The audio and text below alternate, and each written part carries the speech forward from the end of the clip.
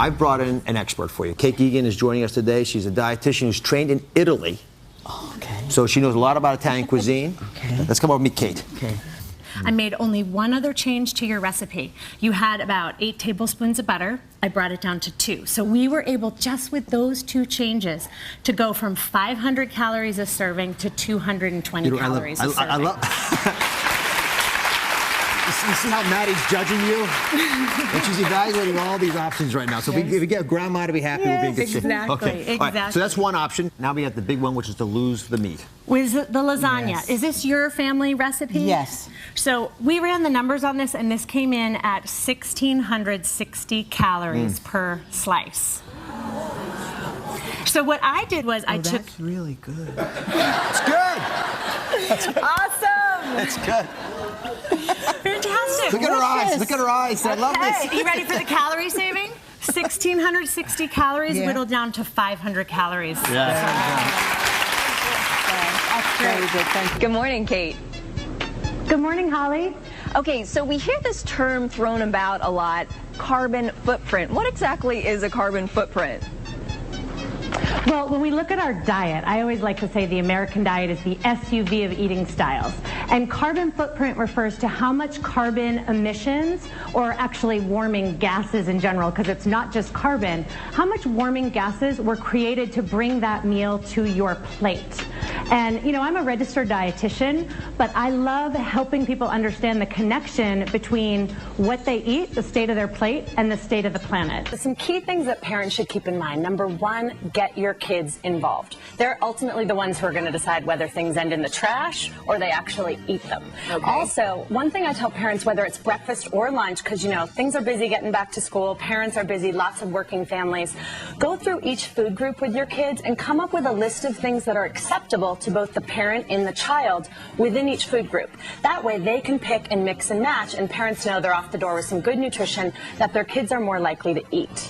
So that's my first tip. Okay. Second tip. I like it.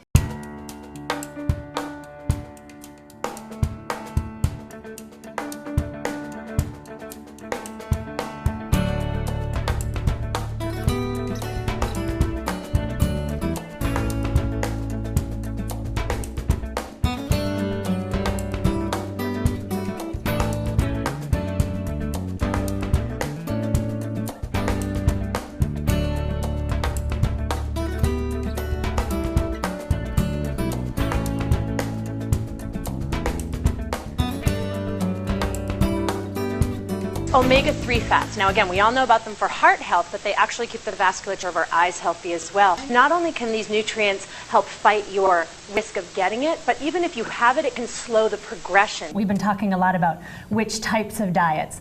Any diet which lowers calories can result in weight loss. So you've had callers calling in saying, I lost weight on this diet or that diet.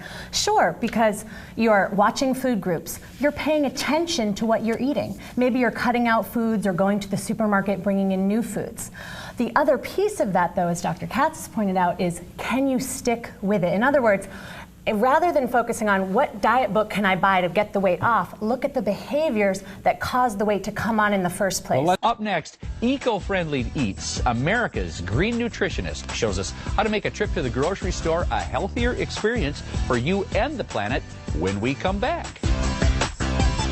Macular degeneration is a degenerative disease of your macula. Now, your macula is located in the back center of your retina, and it gradually destroys that sharp central vision that's needed for things like driving, playing cards, reading, and even recognizing the face of loved ones. So it doesn't lead to total blindness, but really you'll just end up with peripheral vision. And the challenge is there's no cure, and it is progressive. So once you're diagnosed, you kind of know that road that you're going to be going down with it. Okay, but there are some things that you can do to prevent it.